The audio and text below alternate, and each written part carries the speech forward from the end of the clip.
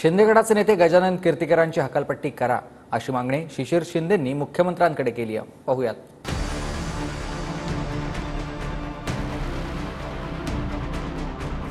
तो निष्ठावंत आहे, त्यांनी अजिबात सांगितलं नाही मी येणार पण नाही म्हणून। एवढं सगळं आमिष दाखवून देखील तो आला नाही, तो अमोल काय जाणार।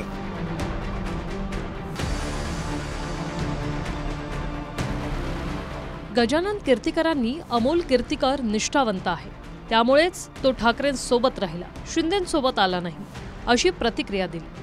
आणि शिंदेंच्या शिवसेनेचे नेते शिशिर शिंदेंनी मुख्यमंत्र्यांना पत्र लिहून गजानन कीर्तिकरांची हकालपट्टी करण्याची मागणी केली। गजानन कीर्तिकर आणि त्यांच्या पत्नी यांनी पक्षविरोधी वक्तव्य करून ठाकरे गटाची बाजू घेतली। मतदानादिवशी गजानन कीर्तिकरांच्या पत्नीनं मुख्यमंत्र्यांचा एकेरी उल्लेख केला। गजानन कीर्तिकरांचा खासदार निधी अमोल यांनी प्रचारासाठी आणि विकास कामांसाठी वापरला। अमोल हे गजानन कीर्तिकर यांच्या कार्यालयातून कारभार करत होते, त्यामुळे ठाकरे गटाला फायदा झाला।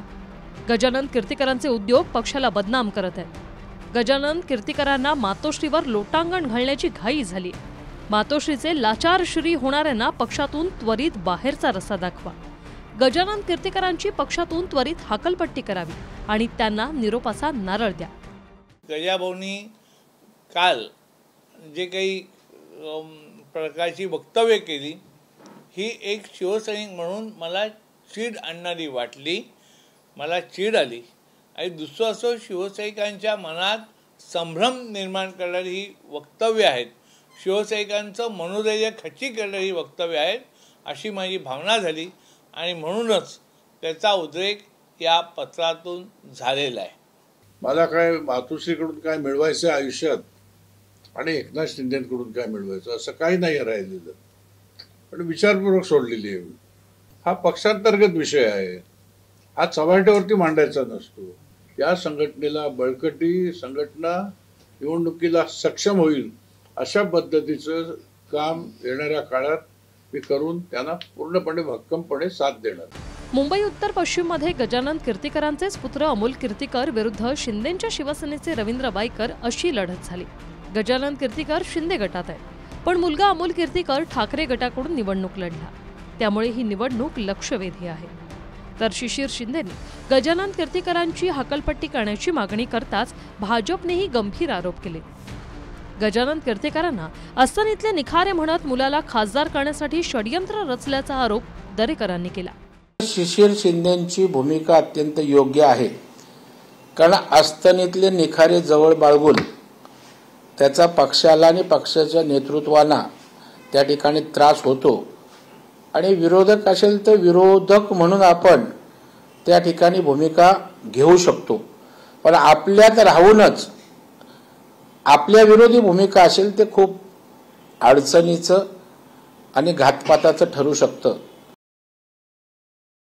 एकनाथ शिंदेंकडून उमेदवारी मिळवायची, अमोल कीर्तिकर समोर गजानन कीर्तिकर उमेदवार राहतील, दुसरा कोणी उमेदवार नसेल आणि विड्रॉवलच्या वेळेला गजानन कीर्तिकर फॉर्म विड्रॉ करणार आणि बिनविरोध आपल्या मुलाला त्या ठिकाणी खासदार म्हणून निवडून आणायचं अशा प्रकारचा पूर्वनियोजित कट होता असा माझा स्पष्ट आरोप आहे।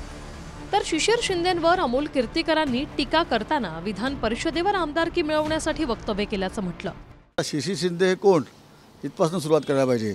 पहिलं शिवसेना, नंतर मनसे, त्यानंतर परत शिवसेना आणि आता शिंदेसेना असे वैचारिक विचार सातत्याने बदलणाऱ्या माणसाकडनं जेव्हा आरोप असतील तर त्या आरोपाला किती महत्त्व द्यायचं, किती त्याच्यावरती चर्चा करायची हा एक मोठा विषय आहे। आणि मला डायरेक्टली असं बोलायचं आहे, काहीतरी मिळवायचं असतं ना त्यावेळेला एखादा माणूस आरोप करतो, कदाचित येणारी राज्यपाल नियुक्त विधान परिषद किंवा येणारी जी काय पदवीधरची मुंबईची विधान परिषद आहे ती मिळवण्याकरता तर हे बोलत नाहीत ना, कारण शेवटी लाईमलाईटमध्ये राहायचं असेल तर कोणावरती आरोप करावा लागतो। ह्यांच्याकडे कन्स्ट्रक्टिव्ह कामं नाहीत सांगण्यासारखी, त्यामुळे आरोप करून हे लाईमलाईटमध्ये राहण्याचा प्रयत्न करतात आणि ते सुद्धा काही मिळवण्याकरता करतात असा माझा स्पष्ट आरोप आहे। गजानन कीर्तिकरांवर शिशिर शिंदे आणि त्यानंतर भाजपने केलेले आरोप गंभीर आहेत, त्यावर अद्याप मुख्यमंत्री शिंदेंची प्रतिक्रिया आलेली नाही। Bureau report, TV9 Marathi, Mumbai.